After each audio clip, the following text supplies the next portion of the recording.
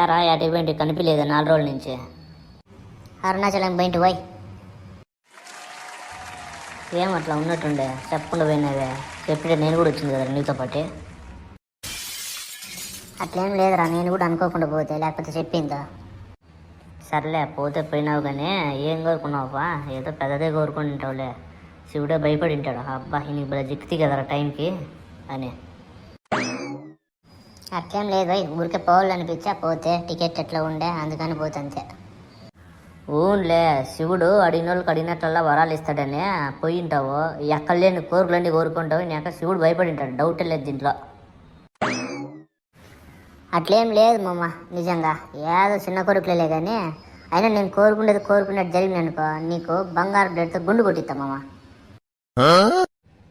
ఓర్ని అవ్వ, నాకెందుకు తొత్తరాక నిన్ను అడిగితే నువ్వు నా తలకాయ కేసులు పెట్టినావే. మళ్ళీ బంగారు బ్లేడ్తో గుండు కొట్టిస్తాడంట. నీ అవ్వ నువ్వు సిలుం పట్టింటే బ్లేడ్తో గుండు కొట్టుకుంటే చాలరా.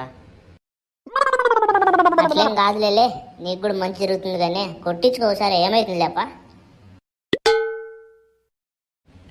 అంతే అంటావా? లేకపోతే నాకు గుండు కొట్టించిన ఫోటో తీసుకొని ఫేస్బుక్ వాట్సాప్లో షేర్ చేసి ఈ వ్యక్తికి క్యాన్సర్ సోకింది, దయచేసి అందరూ రూపాయన్న దానం చేయండి అని అడిగేకెళ్ళి నిజం చెప్పరా. వాని అక్క ఏడే కూడా భలే ఉందిరా, ఎప్పుడైనా చేద్దాం లేలే. ఏముంది, నీ మొగం చూస్తే ₹10 ఇచ్చాడు, రూపాయి ఇస్తాడు. నీ ఫేస్ వాల్యూ అట్లా ఆడిదిరా.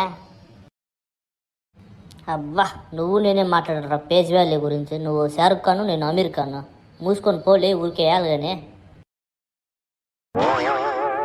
అది నిజమేలే మామ, కొట్టోడు కొట్లాడుకుంటే చింతకారెట్టు బయట పడినట్టు మన ఇద్దరు ఇవ్వాలి పేస్ వాల్యూ గురించి మాట్లాడుకుంటేది కానీ. పోయిరాపో, మళ్ళీ కలుద్దాం కానీ.